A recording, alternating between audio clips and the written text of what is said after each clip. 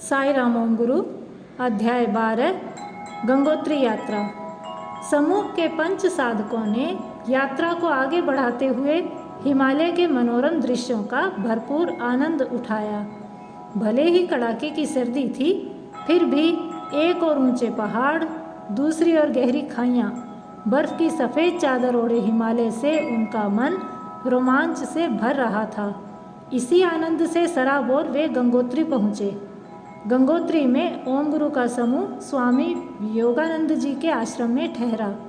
वहाँ उन्हें स्वामी जी, उनके भक्तजन स्वामी राघवानंद, श्री चक्रोपासक तथा तिब्बत के कई संतों से भेंट का अवसर प्राप्त हुआ। अगले दिन यात्रा का महत्वपूर्ण अंग आरंभ हुआ। उनका गंतव्य भोजवासा था।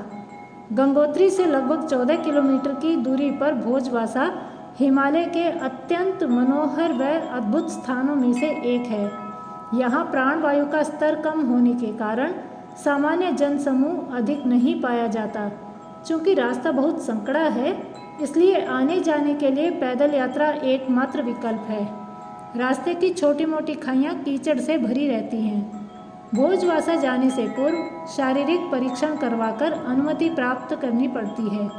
पगडंडी वाले रास्तों पर छड़ी को ज़मीन में धंसा धंसा कर पैर रखने योग्य स्थान का पता लगाना पड़ता है। थोड़ी सी भी लापरवाही मृत्यु को निमंत्रण दे सकती है।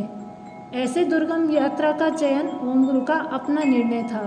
उनके अनुसार ऐसे स्थानों पर ही महात्माओं के दर्शन प्राप्य हैं। सच्ची श्रद्धा भक्ति होने पर ये महात्मा जन हर संकट से हमारी रक्षा करते हैं।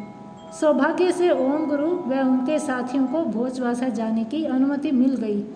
ब्रह्म मुहूर्त में 4 बजे साधक दल ने भोजवासा की ओर प्रस्थान किया। उबड़ खाबड़ रास्तों पर चलते चलते ओम गुरु के पैरों में गांठें पड़ गईं, जिससे उनकी चलने की गति धीमी पड़ गई और वे अपने समूह से काफ़ी पीछे रह गए। दोपहर 12 बजे का समय था।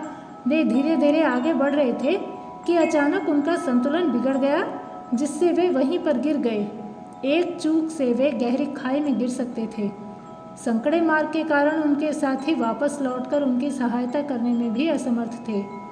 भोजवासा केवल 5 किलोमीटर की दूरी पर ही था, फिर भी उन्हें वहां तक पहुंच पाने में संदेह हो रहा था। तब ओम गुरु ने भगवान बाबा का स्मरण कर उनसे सहायता की प्रार्थना की।